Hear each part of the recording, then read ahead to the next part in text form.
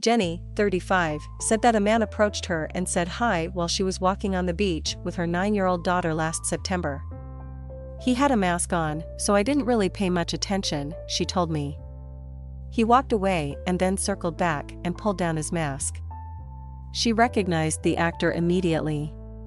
David was down-to-earth, handsome, and charming.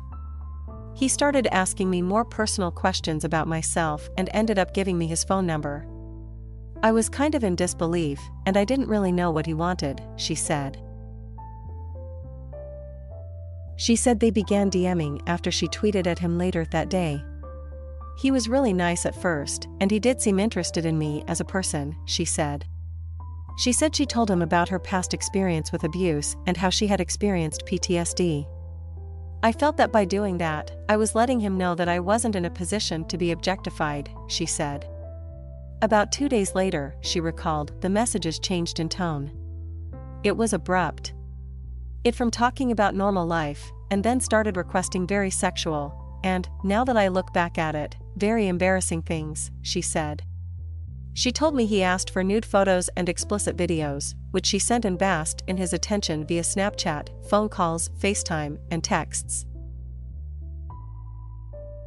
They discussed meeting again in real life, but he said he wasn't interested in a relationship. He said he just gotten out of one, that he couldn't be there emotionally, she told me.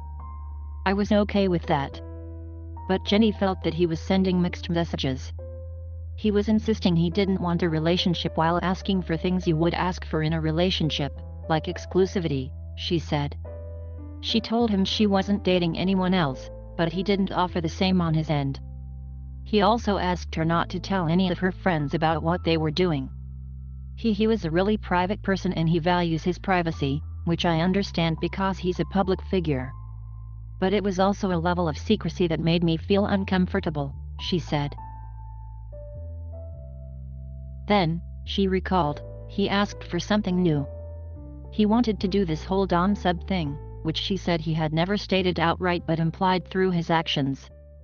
He told her to refer to him as sir and to answer his questions with a yes, sir. When she had an orgasm over video chat, she had to say his name and then say thank you when she was done. Later, she said, he started pestering her for increasingly explicit photos and videos. If she had raised any concerns, she said, rather than address how he was making her feel, he would say things like, you were okay with it.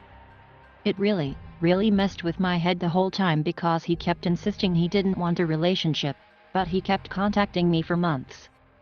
She said she stayed in touch with him for nearly a year, assuming that the actor was seeing other women. He was a movie star, after all, but also feeling pressured into doing things she didn't want to do. Stories like Jenny's are emblematic of the messy post-#MeToo debates swirling around sex, power, and agency, especially in celebrity civilian encounters. More and more stories are popping up on social media about these interactions and the complicated feelings women have about them, particularly around expectations of honesty. And perhaps most crucially, women now feel more comfortable uniting with each other to call out the power imbalances. But not everyone agrees on the most effective way to do it or how best to untangle the thorny questions that arise.